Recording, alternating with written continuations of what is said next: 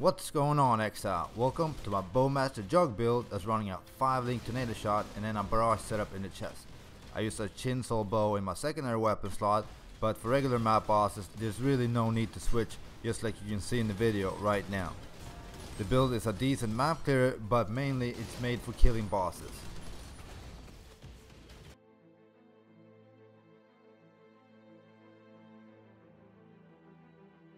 The unique items that I use for this build are the Tempest longbow. I use this bow for clearing maps and killing the easier bosses.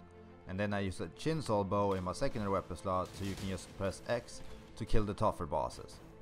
For quiver I went with a drill neck, and I kept the arrows pierce an additional target for the 50% increased damage with hits and ailments against pierced target. Remember to use a drill neck in both your main offhand slot as well as your secondary offhand slot. For chest there's several different options you can go with. I decided to go with Belly of the Beast for the maximum life and the resist, but you can use a Lioness Vision or even an Impulsa. And for helm I use an Ascendancy for bonus to accuracy rating, some life, as well as projectile attack damage per 200 accuracy rating. That's also why I use Oscar gloves for the up to 40% increased accuracy rating, as well as you cursing enemies with level 10 Assassin's Mark on hit. You also get additional attack critical strike chance per 200 accuracy rating. For rares, these are the stats that you're looking for. To get the perfect rings and amulet, it's gonna be very pricey, but the ones I have are very basic. I only use Abbas jewels for this build, and as I mentioned earlier, these are the stats that you're looking for on the screen right now. For flasks, I use a life flask, I use a diamond flask, I use a vessel of Vinctar that damage penetrates 10% lightning resist, I use that series promise, and then I use a quicksilver flask. If I'm gonna run really tough bosses, I might switch it to quicksilver flask for a wise oak.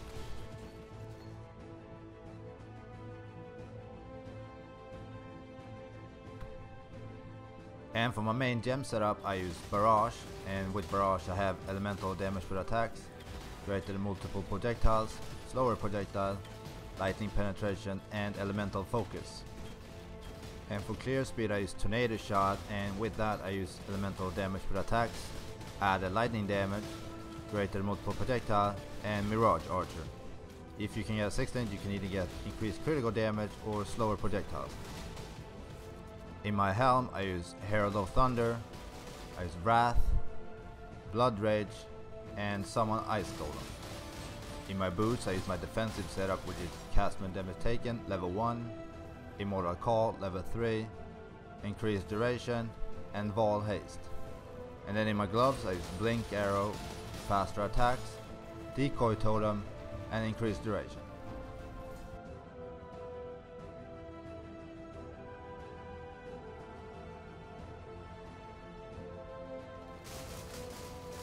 For the skill tree, these are the progressions that I went with. If you want to pause the video and screenshot, then please do so. For major keystones I went with point blank for higher damage against enemies that are close to me, as well as ball pack for more life leads. Other than that I went for accuracy, life, and some bow and elemental damage. For Ascendancy I went with undeniable for the plus 1000 accuracy rating, as well as some increased attack speed and increased damage. And then I went with unstoppable so I cannot be stunned, as well as some increased movement speed. Thirdly I went with unflinching, so every time I'm hit I can receive an endurance charge, as well as plus 1 to maximum endurance charges. As a fourth one I went with unrelenting for additional physical damage reduction and reduce elemental damage taken while I have maximum endurance charges. You also gain some chaos resistance per endurance charge. Instead of unrelenting as a fourth option, you can also go with unbreakable. Unbreakable gives you 5% reduced damage taken, as well as doubling the armor you receive from your body armor.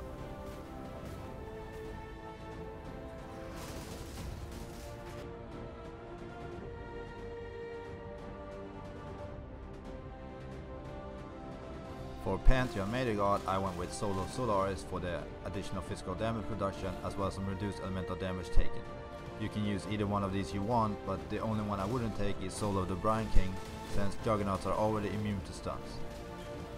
For Minor God you can take either one you want that fits with the map mod or the boss that you're doing, but I prefer to use Soul of Gruthkul, that after enemies that hit me have reduced attack speed. For bandits, either help Alira or kill them all.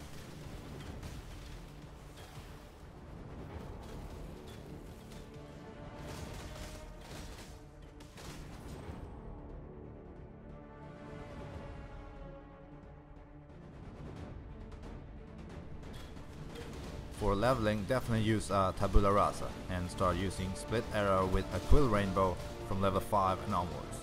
You can replace Split Arrow with Tornado Shot and Lesser Multiple Projectiles at level 28, and then switch Lesser Multiple Projectile for GMP at level 38.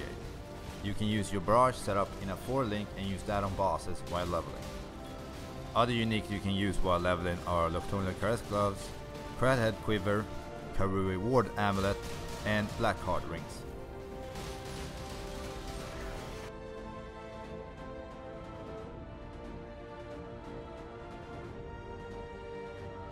The main pros for this build is the strong single target damage. You can kill any boss in the game and you can do so quite easily. It's still a decent map clearer and you only really need a 5-link to clear maps at a decent speed. The main cons for this build is that you cannot run Elemental Reflect.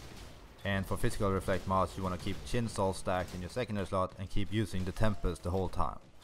It's an expensive build to min-max, especially for rings, ammos and jewels, but it's not necessary to still destroy all bosses in the game.